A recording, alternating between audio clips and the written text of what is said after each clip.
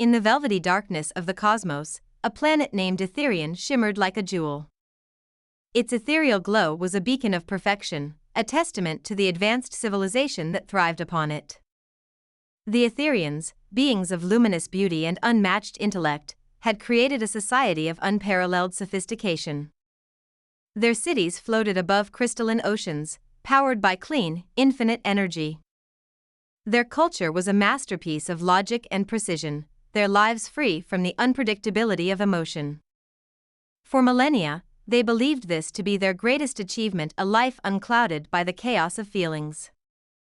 Yet, among these serene and calculated beings was a scholar named Mytheris. Renowned for her incisive mind and unflappable demeanor, she was the epitome of Aetherian ideals. Her contributions to the grand archive of knowledge were celebrated across the planet. But deep within her, beneath the layers of logic and restraint, lingered a flicker of curiosity, a yearning to understand the mysteries her people had abandoned long ago. The Aetherians had long observed other civilizations from the safety of their celestial perch. To them, the galaxy was a living laboratory, filled with diverse yet primitive beings who often succumbed to their emotions.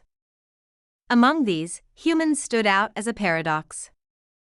Their unpredictable behavior, driven by an intricate web of feelings, fascinated and baffled the Aetherians. To Mytheris, this chaos was not a flaw but an enigma worth unraveling. Her curiosity reached its zenith during an archival review of humanity's art and literature. She marveled at the raw emotion captured in paintings, music, and stories. Each piece seemed to vibrate with a depth that her own kind had forsaken. For Mytheris, the question became irresistible: what would it feel like to experience such depth? When she volunteered for a solo mission to Earth, the announcement sent shockwaves through Aetherian. The Council of Elders, guardians of the planet's philosophy, convened immediately. They implored her to reconsider. Earth is a realm of disorder, they argued. Its people are governed by primitive instincts. But Mytheris remained resolute. To understand what we have left behind is to understand ourselves, she replied, her voice unwavering. The council, though reluctant, could not deny her request. And so, Mytheris departed, a single spark of curiosity plunging into the unknown. Descending through Earth's atmosphere, Mytheris's vessel shimmered like liquid silver, reflecting the dense green canopy of a remote Pacific Northwest valley. She chose the location deliberately, seeking solitude to observe humanity from a distance. The valley was a sanctuary of towering evergreens, misty rivers, and ancient stone, a realm where time seemed to move more slowly. Her arrival did not escape notice. Ethan Carter, a wilderness guide and amateur astronomer, had ventured into the valley for solace, escaping the clamor of modern life. While scanning the night sky, he witnessed a streak of light that seemed to dance before descending into the forest. Intrigued, he followed the trail to a clearing where Mytheris emerged from her vessel. Cloaked in a luminescent suit, she appeared otherworldly, her form both delicate and commanding. Ethan froze. His breath hitched as their eyes met. Her gaze, shimmering like twin galaxies, held a wisdom far beyond his understanding. Yet, there was something profoundly vulnerable about her presence. "Who are you?" he whispered. Mytheris did not respond in words but extended her hand in a gesture of peace. For Ethan, the moment was surreal. For Mytheris, it was the beginning of a journey she could scarcely comprehend. Initially, communication was a barrier. Mytheris spoke in an otherworldly tongue, melodic and incomprehensible to human ears. But her advanced neural interface quickly adapted, allowing her to learn Ethan's language. Their early exchanges were tentative, filled with misunderstandings and cautious gestures. Yet, as days turned into weeks, their interactions evolved into deep conversations. Ethan shared stories of his life, his love for the wilderness, and his passion for the stars. In return, Mytheris explained the principles of Aetherian society, though she avoided mentioning her true reasons for coming to Earth. Ethan introduced her to the human experience in ways that defied logic. He played his guitar by the campfire, explaining how each note carried emotion. He showed her how to skip stones across a river, laughing as she struggled to master the technique. He shared the bittersweet memories of his late sister, his voice breaking with a mix of sorrow and love.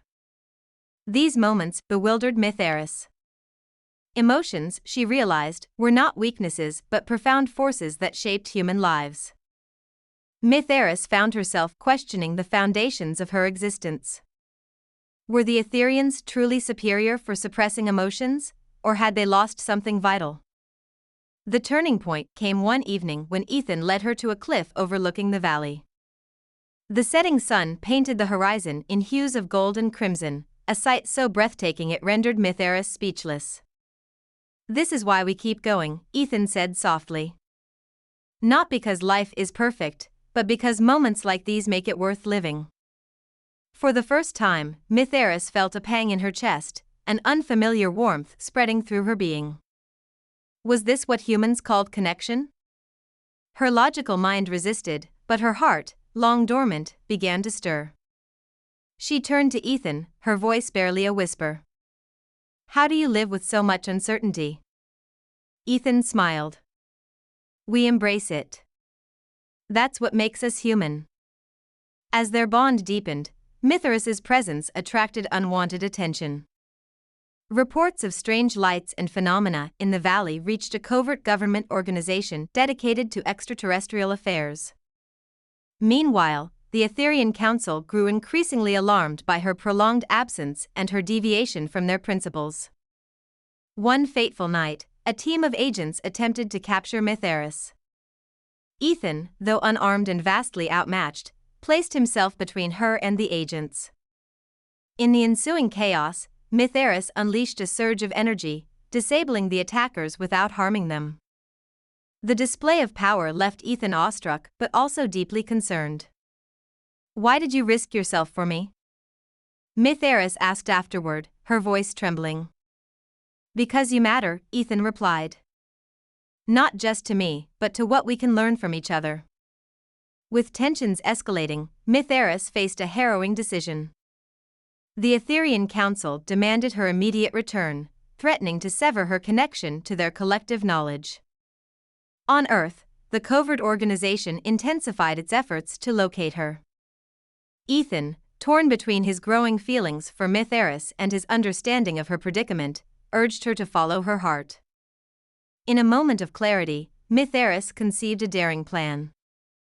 Rather than choosing between worlds, she would forge a bridge between them. She and Ethan began reaching out to individuals who shared their vision: scientists, philosophers, and dreamers willing to embrace the unknown. Their efforts were met with resistance and skepticism, but also with hope and solidarity. The story culminates with Mytheris and Ethan standing together on the cliff where their journey began. The first rays of dawn bathed the valley in golden light, a symbol of new beginnings. For Mytheris, the path ahead is uncertain, but it is one she faces with newfound courage.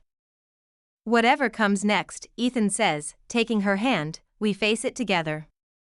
For the first time, Mytheris smiles an unguarded, genuine expression. In that moment, she understands the essence of humanity, not perfection, but connection. Their journey is far from over, but it is a story of courage, discovery, and the enduring power of love across the stars.